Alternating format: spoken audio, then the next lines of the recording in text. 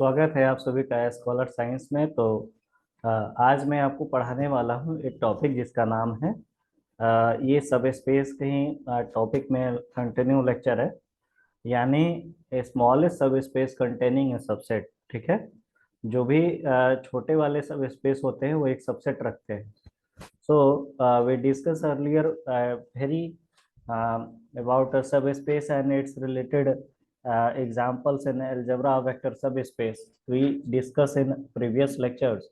So if you have any doubt about my lecture, go to the lecture number 8 and 9. So here we are going to discuss about a smallest subspace containing a subset. Myself Divyansh Srivastava, and I am pass out MSc in triple MUT. Okay, now here we discuss about a smallest subspace containing a subset. So a smallest subspace containing a subset. So what comes in your mind? It means here topic discuss about a smallest subspace, okay, and containing a subset. So here we first take about a subset which is related to V over F. Okay, na? So S be a subset of V over F, and a subset U of V is called a smallest subspace containing S. So if U is a subspace and of V containing S, and is also itself contain in every subspace of V containing S, such as subspace is called subspace or generated or spanned by S. ठीक है, it means हमें यहाँ पर क्या मिल रहा है? हमें यहाँ पे मिल रहा है,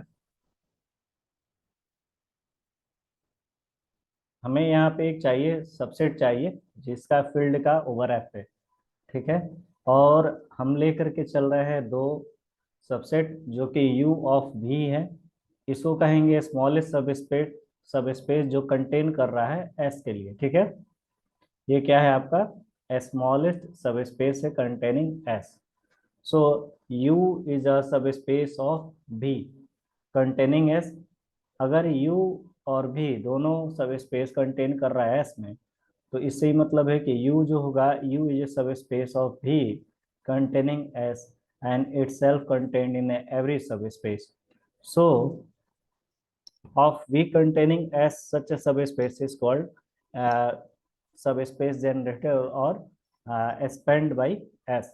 ठीक है, इसको जो डिनोट करते हैं वो आपका सिंगलटन S से दिखाते हैं, इससे आप इसको डिनोट करते हैं। ठीक है, तो इस टॉपिक में एक थ्योरम भी इससे रिलेटेड है, तो थ्योरम पे चलते हैं, डिस्कस करते हैं। ठीक है, थ्योरम है आपका, wait a minute,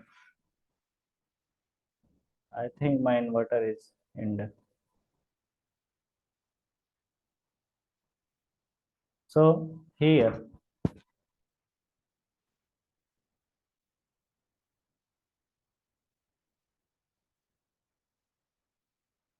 so a smallest subspace containing a subset. Now back to the theorem. Theorem said that the union of two subspace of vector space is its subspace if and only if one is contained in the other.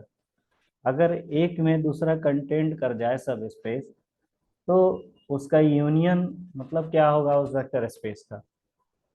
तो उसके लिए हमें क्या करना होगा? दो सब space लेना होगा। जो सब स्पेस है आपका, वो बेसिकली सब स्पेस जो लिया हुआ है वो W1 है और W2 है। ये दोनों क्या है? सब स्पेस है, वेक्टर स्पेस। ठीक है, V ओवर F के लिए। अब क्या करना है कि जो W1 सबसे W2 है और W2 सबसे W1 है, तो हम ये कह सकते हैं इन दोनों का जो यूनियन होगा वो क्या होगा? या तो आप W2 में लो चाहे W1 में लो। According to previous statement we can see that comes by U and V. So we discuss about in U and V, it means it is a part of subspace S. So U is a subspace S and V is also the subset of subspace of S. So before we discuss about the heading and topic, so comes in the this theorem proof. So W1 subset W2 of W2 contain W1, then W1 union W2 which is W2, or W1 union W2 equal to W1, but W1 and W2 being the subspace of V, and W1 union W2 being either equal to W2 or equal to W2 or equal to W1. So in each case, W1 union W2 is a subspace of V. Okay. In each case, we can see that W1 union W2 is a subspace of V. So conversely, we take two W1 and W2 be two subspace of V given in such a way that W1 union W2 is also a subspace. If possible, let W1 not proper not contain W2 and W2 is not contain W1. Then there exists element alpha and beta such that alpha these are both V over F. So alpha belong to W1, it is the element of subspace W1, and alpha which is not belong to W2. So W2 is a subspace of the element of subspace W2, and beta belong to W2 and beta does not belong to W1. So alpha belong to W1. Here therefore imply alpha belong to W1 union W2 and beta belong W2. Therefore imply beta belong W1 union W2. But W1 union W2 being a subspace, so alpha belong to the element of W1 union W2 and beta belong to the W1 union W2. So it comes the scalar addition, vector addition, which is alpha plus beta, which is the union of W1 union W2. So we can see that alpha plus beta is the element of W1 and alpha plus beta is the element of W2. So if alpha and beta is the element of W1, then W1 is being a subspace, and alpha plus beta belong to W1. So alpha belong to W1 and alpha plus beta, which is minus of alpha belong to W1, therefore imply beta belong W1, which is a contradiction shows here. Okay. So again, if alpha plus beta belong to W2, then W2 being a subspace. So alpha plus beta belong to W2 and beta belong W2. So alpha plus beta minus beta, which is belong to W2, and alpha belong W2, which is again a contradiction. Since contradiction arises by assuming that W1 subset not proper subset of W2 and W2 is not contained W1. Hence either W1 is a subset of W2 or W2 is a subset of W1. So here the conclusion which is यहाँ पर आप देख पा रहे हैं कि W1 जो हो रहा है वो कंटेन कर रहा है पूरी तरीके से W2 को, और W2 जो है वो पूरी तरीके से कंटेन कर रहा है W2, तो दोनों एक दूसरे को कंटेन कर ही रहे हैं। हम ये कह सकते हैं कि जो हम लेकर के चले हैं जो क्या है, द यूनियन ऑफ टू सब स्पेस और वेक्टर स्पेस इज इट सब space if one is content in the other, मतलब एक दूसरे में वो कंटेन कर रहा है। तो उसके लिए आपको क्या करना होगा, W1 W2 दो सब स्पेस लेना होगा वेक्टर स्पेस का, और W1 अगर W2 में कंटेन कर रहा है इसका मतलब W2 W1 में भी कन्वर्ट कंटेन करेगा, एक दूसरे को ये कंटेन कर रहा है। तो अगर दोनों एक दूसरे को कंटेन कर रहा है तो उसका यूनियन भी क्या होगा, W2 को कंटेन कर लेगा और W1 को कंटेन कर लेगा, दोनों का यूनियन। लेकिन हम ये जानते हैं कि W1 W2 जो है वो सब स्पेस है V का, and W1 union W2 either equal to W2 और equal to W1। So in each case W1 union W2 is a subspace of V। अब इसका कन्वर्स पार्ट देखते हैं, अगर यहाँ पे तो सब स्पेस मिल रहा है W1 यूनियन W2 इसका V के लिए, तो उसका जो कन्वर्स पार्ट हम ले करके जो चल रहा है इसमें भी दो तो सब स्पेस लिया गया W1 W2 V का, ठीक है, सब space of V given in such a way that W1 union W2 उसका अगर यूनियन ले लिया जाए तो ये जरूरी नहीं हम क्या ले ले कि यहाँ पे जो है वो इक्वल नहीं है। एक बार ऊपर वाले में कंपैरिजन किया गया कि इक्वल है, लेकिन यहाँ पर जो है वो ये कंटेन नहीं करेगा W2 को। अगर W2 एक दूसरे को कंटेन नहीं करेगा तो कोई अल्फा और बीटा यहाँ पर एग्जिस्ट करेगा, जो कि इसमें एक एलिमेंट मिलेगा। यानी वही जो सबसेट का खेल हम समझ रहे थे पहले वाले टॉपिक में, कि यहाँ पर एक सबसेट मिलता है, एलिमेंट मिलता है, तो वही सबसेट मैं लेकर के चल रहा हूँ, अल्फा अल्फा और बीटा। ये दो एलिमेंट है, एग्जिस्ट कर रहे हैं। So alpha belong to W1 but alpha does not belong to W2, and beta belong to W2 and beta does not belong to W1। ठीक है। अगर ये अल्फा बिलोंग टू W1 है और alpha belong not belong to W2 है, तो इसके behalf पर मैं बीटा के लिए भी बात कर सकता हूँ।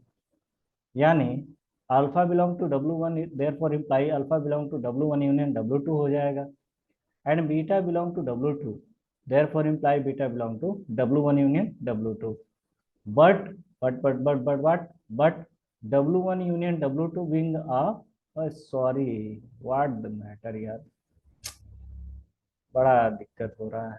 वेट अ मिनट, देखूं मैं स्क्रीन शेयर हो रहा है कि नहीं। मैं तो स्टॉप हो गया होगा। यस, शेयर हो रहा है। ठीक है। अगर मैं उनका लिनियर सम कर दूं तो लिनियर सम करने के बाद उसका यूनियन को ये क्या कर लेगा, कंटेन कर लेगा। अब अलग अलग भी कर सकता है दोनों सब स्पेस का, और एक साथ भी कर, अगर यूनियन है तो दोनों का अलग अलग करेगा। ठीक है। कह सकते हैं कि अल्फा बीटा जो है सब स्पेस हो जाएगा W1 का, और W अल्फा प्लस बीटा भी ये सब स्पेस हो जाएगा W2 का। हम ये कह सकते हैं कि अल्फा बीटा जो है वो क्या है, बिलोंग कर रहा है W1, then W1 being a subspace alpha beta belong to W1। ठीक है। ये छोटा छोटा सा जो रोल है, इसका उपयोग हम प्रॉब्लम को सॉल्व करने में करेंगे। ठीक है। तो आगे इसको देखेंगे। ठीक है। और अगर यहाँ आप देख पा रहे थे, अपने पॉइंट की तरफ लौटते हैं। यानी अगर यहाँ पर सम हो गया तो W1 being a subspace W alpha plus beta belong to W1, so alpha belong to W1 therefore imply alpha plus beta minus alpha belong to W1 and beta belong to W1, which is contradiction show कर रहा है यहाँ पे। again alpha plus beta belong to W2, then W2 being a subspace alpha plus beta belong to W2 and beta belong to W1, so here अब ये जो minus कहाँ से आ गया, माइनस लिया गया उसके मतलब अगर एक अल्फा बिलोंग टू W1 है तो इसके सम जो भी आया है उसमें से एक माइनस कर दिया। सो बीटा को ये दिखाई दे रहा है कि बीटा मिल रहा है। ठीक है। तो अगर बीटा मिल जा रहा है तो ये क्या हो गया, कंट्राडिक्शन मिल गया। ऐसे ही यहाँ पर बीटा बिलोंग टू W2 अगर माइनस किया जाएगा तो अल्फा बिलोंग टू W2 मिल जाएगा। तो वो भी एक दूसरे तरीके से कंट्राडिक्शन शो कर रहा है टू टाइम्स में। सो अगर कंट्राडिक्शन शो कर रहा है तो इसका मतलब ये दोनों दोनों एक दूसरे का पूरी तरीके से सबसेट का ये कंटेन नहीं कर रहा है एक दूसरे को। तो हम ये कह सकते हैं कि W1 does not contain W2 और W2 is contain W1। So here comes the conclusion and his proof. ठीक है। आगे का टॉपिक में नेक्स्ट लेक्चर में आपको बताऊंगा। जो मेरा टॉपिक है लिनियर सम ऑफ टू सब स्पेस का, यानी कैसे लिनियर सम करते हैं टू सब स्पेस को। ठीक है। तो बढ़ते अपने लेक्चर को यहीं पर एंड करता हूँ और अपने लेक्चर नंबर 2 की तरफ बढ़ता हूँ। ठीक है। जहाँ अगर आपको प्रॉब्लम है तो आप मुझे पर्सनली मैसेज भी कर सकते हैं और आप कमेंट सेक्शन में भी डाल सकते हैं। मैं उसको देख के आपकी प्रॉब्लम को सॉल्व करने की पूरी कोशिश करूँगा। तब तक के लिए थैंक्स। और अगर आपको ये लेक्चर अच्छा लग रहा है तो अपने दोस्तों के बीच में शेयर कर दें, क्योंकि थ्योरम वगैरह ये प्रूफ वगैरह जो है मैक्सिमम टीचर छोड़ देते हैं पढ़ाना। ठीक है। प्रॉब्लम की तरफ बढ़ते हैं, एक्सरसाइज लगवा लेते हैं, बस हो गया। और कुछ बच्चों को ये जो होता है ये प्रॉब्लम काफ़ी हद तक समझ में नहीं आता है। सो प्योर मैथमेटिक्स के बच्चों के लिए तो काफ़ी ज़रूरी है, और इंजीनियरिंग वालों के लिए कॉन्सेप्ट समझने के लिए ज़रूरी है। So thanks for watching my videos. आप अपने दोस्तों में इसको शेयर कर दें। ठीक है।